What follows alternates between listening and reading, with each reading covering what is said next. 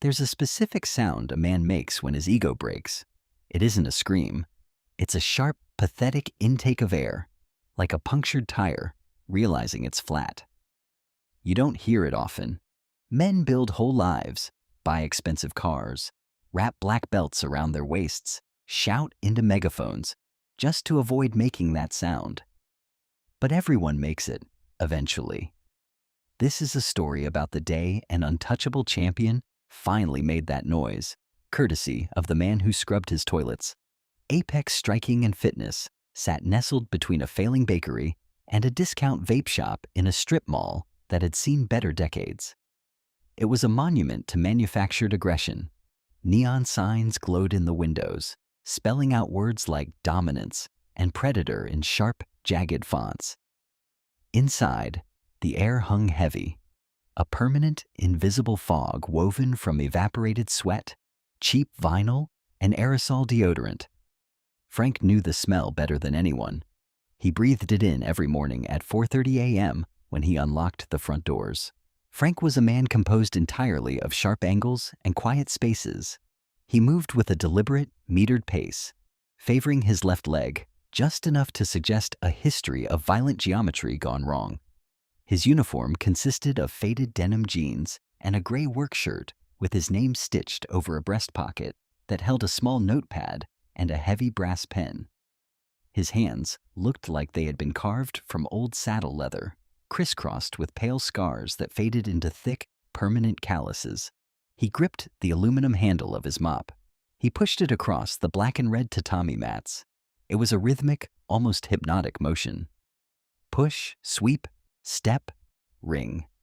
The dirty water cascaded into the yellow bucket, swirling with the physical evidence of other people's desperate attempts to feel dangerous. Frank didn't mind the work. The mundane nature of it was a balm. The repetitive friction of the mop, the sharp chemical bite of industrial bleach, these things made sense. They were honest. Dirt existed. You scrubbed it, it went away. At 10 a.m., the honesty left the building, and Derek arrived. Derek was 26 years old, built like a fitness model, and operated under the assumption that the world was a movie in which he was the undisputed star. He owned Apex Striking. He wore his third-degree black belt not just around his waist, but like a halo. His arms were covered in immaculate, trendy tribal tattoos that meant nothing to anyone, least of all him. When he walked, his shoulders swayed in a practiced swagger, constantly projecting an aura of coiled threat. "Music up!" Derek shouted as he strode through the double doors, an iced coffee in one hand and a gym bag slung over his shoulder. The girl at the front desk, Sarah, scrambled to turn up the bass-heavy rap track, blaring from the overhead speakers. Derek dropped his bag on the front counter, not caring that he had nearly knocked over her pen cup. "We have the camera crew coming in at noon," Derek barked, checking his reflection in the wall-to-wall mirrors. He ran a hand through his perfectly gelled hair. "I want these mats spotless. Where's the old man?" Frank was 20 feet away, wiping down a heavy bag. He didn't turn around. He just continued his long, sweeping motions with a damp rag. "Frank," Derek snapped, snapping his fingers in the air as if calling a stray dog. "Did you hear me? Mats spotless. We're shooting the new promo today." "They're clean, Derek," Frank said. His voice was like dry gravel. It was quiet, but it possessed a strange frequency that carried effortlessly under the booming bass of the stereo. "Well, clean them again," Derek sneered, already losing interest and walking toward the locker room. "Then stay out of the background when we shoot. You're killing the aesthetic." Frank watched him go. He didn't sigh. He didn't roll his eyes. He just turned back to the heavy bag. Frank spent hours observing Derek's classes. He didn't mean to. It was just a byproduct of being in the room. He watched Derek teach his hybrid striking system to rooms full of suburban accountants, insecure teenagers, and aggressive local bouncers. Derek was fast. He had flexibility. He could jump and spin and kick a target 8 feet in the air, landing with a loud, theatrical shout that echoed off the drywall. His students looked at him like he was a god of war. Frank looked at him and saw a dead man walking. When Derek threw his signature spinning hook kick, his supporting foot flattened out, locking his knee. His hands dropped to his waist to generate torque, completely exposing his chin and his carotid artery. His chin pointed straight up into the air. Frank knew, with the cold, mechanical certainty of a mathematician, that a man with a knife would step inside that spin, slip the blade under the floating rib, and sever the descending aorta before Derek's flashing foot ever returned to the mat. He knew that a man with a heavy right hand would simply step forward, take the glancing blow to the shoulder, and crush Derek's unprotected jaw with the force of a falling anvil. Frank knew these things because in a previous lifetime, he had spent 20 years teaching 19-year-old kids how to survive in the ugliest, darkest corners of the world. He had taught men how to kill with their bare hands, with entrenching tools, with whatever piece of jagged metal lay within arm's reach. He had trained Tier 1 operators how to clear rooms where the floor was slick with blood, how to silence sentries in the dead of night, and how to govern their own terror when the air filled with supersonic lead. Violence, to Frank, was a horrific, tragic necessity. It was a tool of survival, ugly and desperate. To Derek, violence was a brand. It was a way to sell gym memberships. It was a costume he put on to feel superior to the people paying him $90 a month. Frank rinsed his rag in the bucket. He squeezed it tight, the water rushing through his scarred fingers. He didn't care about Derek's ego. He was just a janitor now. That was the deal he had made with himself. Keep your head down, keep the floors clean, let the ghosts sleep. By noon, the gym was a circus of ring lights, tripods, and frantic energy. Derek was filming a promotional reel for his Instagram page, trying to capitalize on a viral trend of alpha mindset martial arts clips. He had gathered half a dozen of his most loyal advanced students to act as a captive audience and compliant sparring dummies. Frank was in the corner, methodically scraping a scuff mark off the drywall with a razor blade. "All right, roll the camera," Derek commanded. He was shirtless, his chest gleaming with baby oil that he had tried to pass off as sweat. He stood in the center of the mat, hands on his hips. Today, we're talking about predatory instinct, about seizing the space. He launched into a rehearsed monologue about wolves and sheep, about dominating the opponent psychologically before the physical fight even begins. It was a salad of buzzwords, culled from self-help podcasts and action movies. Frank scraped the wall. "Cut!" Derek yelled, his face flushing red. He whipped around, glaring at the corner. "Hey, mop jockey, I told you to stay out of the shot." Frank paused. He slowly turned his head. "I'm 30 feet away, Derek. I'm not in your shot." "You're in the reflection of the mirror," Derek spat, storming across the mat. He stopped 3 feet from Frank, puffing his chest out, entering Frank's personal space. It was a classic intimidation tactic. Invade the perimeter. Force the subordinate party to step back. Frank didn't step back. He didn't flinch. He didn't look at Derek's eyes, which were wide and manic. Instead, Frank's gaze settled calmly on the hollow of Derek's throat, resting right over the clavicle. It was a predator's gaze, not an angry one, just deeply, fundamentally observant. It was the look of a man subconsciously calculating the exact amount of pounds per square inch required to crush a windpipe. For a fraction of a second, a flicker of genuine unease crossed Derek's face. His lizard brain recognized something in Frank's absolute stillness, an alarm bell ringing in the deep subconscious. But Derek's ego was too loud. He smothered the instinct. "Pack your crap up and go to the back room until I'm done," Derek ordered, trying to keep his voice commanding. "You're a distraction." Frank held his gaze for 2 more seconds. Then, slowly, he lowered the razor blade. "Sure, Derek." Frank picked up his small caddy of cleaning supplies and walked away, his steps silent despite his heavy work boots. Behind him, Derek laughed loudly, turning back to his students. "See that?" Derek bragged, pointing a thumb at Frank's retreating back. "That's submission. Energy dictates reality, boys. You assert your dominance. The weak get out of your way." The students nodded eagerly. All except one. His name was Toby. He was 19, built like a wet, heavy bag with narrow shoulders in a perpetual stoop. He worked stock at a local hardware store and spent a quarter of his paycheck to get beaten up at Apex striking 3 nights a week. Toby thought this was the toll he had to pay to become a man. He absorbed Derek's verbal and physical abuse with a quiet, desperate resilience that Frank found both admirable and profoundly sad. Later that evening, after the cameras were gone and the afternoon classes had ended, Frank dragged 2 heavy bags of trash out the back door and into the alley behind the strip mall. The alley smelled of rotting lettuce from the bakery and stale beer from a dive bar a block away. The rhythmic hum of industrial air conditioning units vibrated against the brick walls. Toby was sitting on an overturned milk crate near the dumpsters. He was holding a plastic bag of crushed ice against his left thigh. He looked up when the metal door clanged open, his eyes red-rimmed. Frank tossed the trash bags into the dumpster. They landed with a heavy, wet thud. He wiped his hands on his jeans and looked down at the kid. "Bad leg?" Frank asked. Toby nodded miserably. "Derek caught me with a low kick during drills. I tried to check it, but I was too slow." Frank studied the boy. He wasn't supposed to interfere. His job was the dirt. But there was something about Toby's complete lack of ego, his raw, unrefined effort, that cracked a small fissure in Frank's armor of indifference. "Stand up," Frank said softly.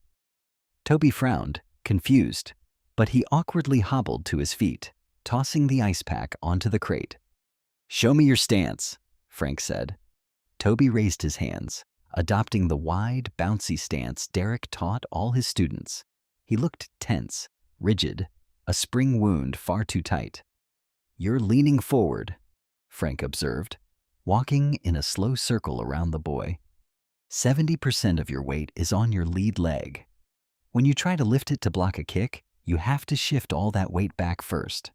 It takes a quarter of a second. By the time your brain tells your leg to move, the kick has already landed. Toby blinked. "Derek says leaning forward puts pressure on the opponent." "Derek is an idiot," Frank said flatly. The words hung in the humid air of the alley, heavy with a certainty that made Toby's breath catch. No one spoke about Derek like that. Frank stepped closer. He didn't take a fighting stance. He just stood naturally, feet shoulder-width apart. "Drop your center of gravity. Sink your hips an inch. Stop bouncing." Toby adjusted, bending his knees slightly, letting his weight settle. "Now," Frank said, "when you want to lift that front leg, don't think about lifting it. Think about pushing the floor away with your back foot. Shift the weight. Try it." Toby shifted his weight and lifted his lead leg. It snapped up instantly, effortlessly. No delay, no telegraphing. His eyes went wide. "Gravity is your friend, kid," Frank murmured, turning back toward the heavy metal door. "Stop fighting it. Let the earth hold you up." Frank went back inside, leaving Toby staring down at his own feet in the dim yellow light of the alley, feeling, for the very first time, rooted to the ground. Friday night at Apex was notoriously dubbed the Shark Tank. It was the advanced sparring session, a 2-hour gauntlet where Derek expected his students to go hard. It was supposed to be a crucible to forge champions. In reality, it was a feeding frenzy for the gym bullies to beat on the less experienced members without consequence. Tonight, the air in the gym was stifling. The humidity clung to the mirrors, fogging the glass. The heavy scent of tiger balm and stale breath permeated the room. Derek was in a foul, toxic mood. A rival gym owner across town had posted a video mocking Derek's alpha promo, calling him a McDojo fraud. Derek's ego was bruised, and when Derek's ego bruised, he required someone else's blood to heal it. Frank was near the entrance, diligently cleaning the floor-to-ceiling mirrors. He held a bottle of blue glass cleaner in one hand and a microfiber cloth in the other. Spray, squeak, spray, squeak. The buzzer on the wall blared, signaling the start of a 5-minute round. "All right, Toby, you're with me," Derek barked, pacing the center of the mat. He didn't have shin guards on. He wasn't wearing headgear. He wore only a pair of thin MMA gloves. Toby swallowed hard, visibly trembling as he stepped onto the center mat. He wore bulky boxing gloves and thick shin pads, looking like a child wrapped in armor.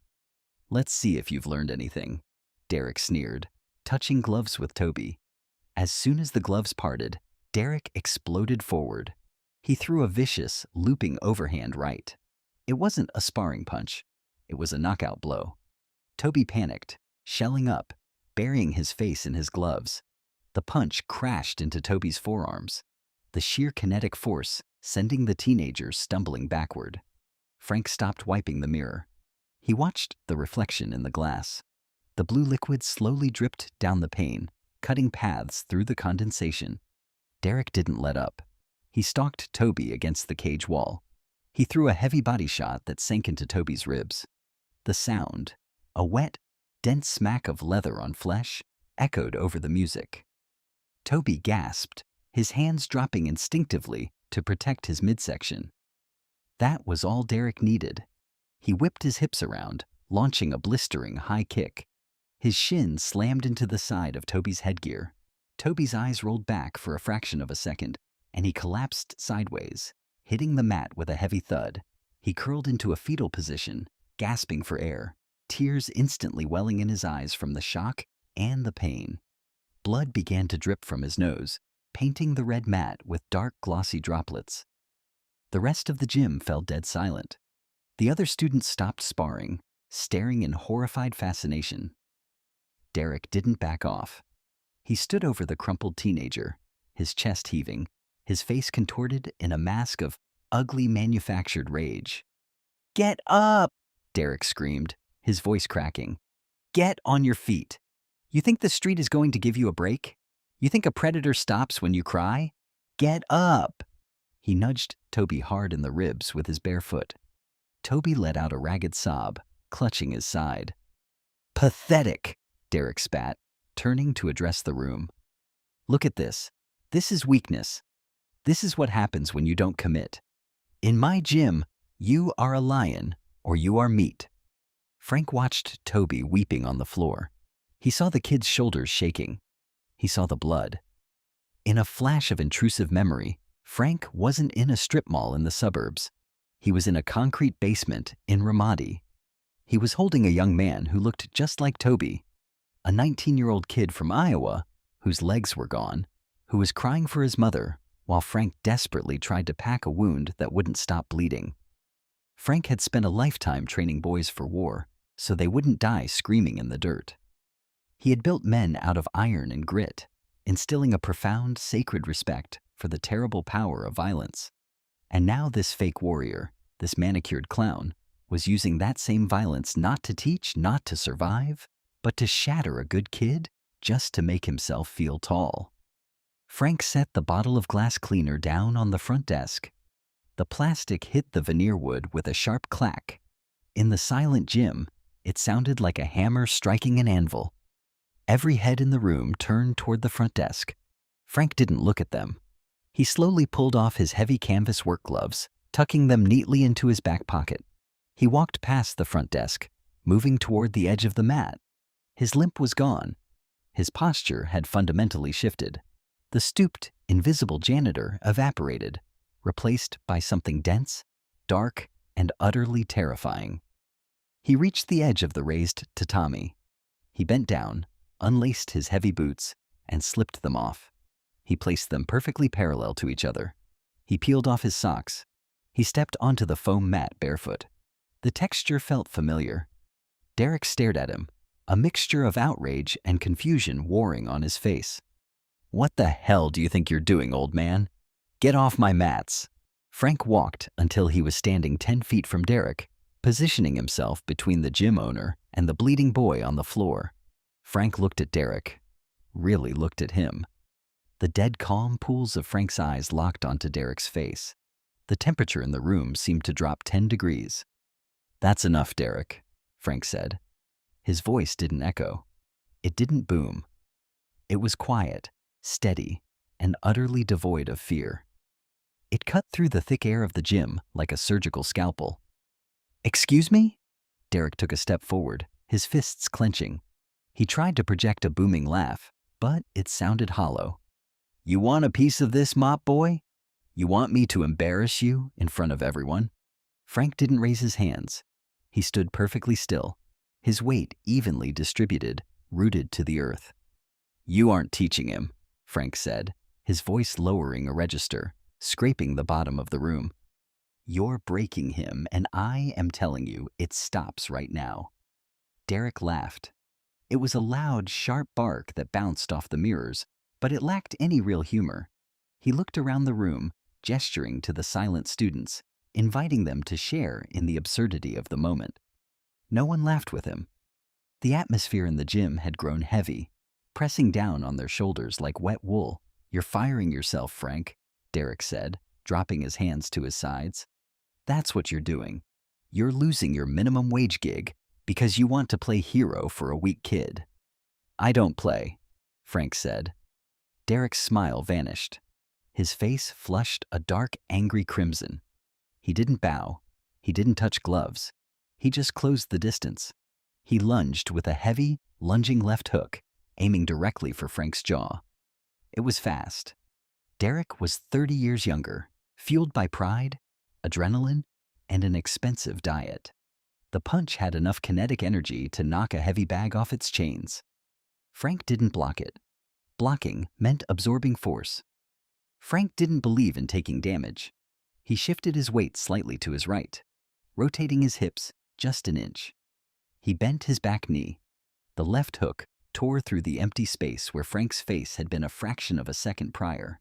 Derek's momentum carried him forward, his chest completely exposed, his balance entirely committed to a target that was no longer there. Frank's left hand rose. He didn't clench it into a fist. He kept his palm open, his fingers relaxed. He placed his hand flat against the side of Derek's neck, right below the jawline, and simply pushed. It wasn't a strike. It was a redirection of mass. Derek, already off balance from his missed punch, found his head forced violently to the side. The human body follows the head,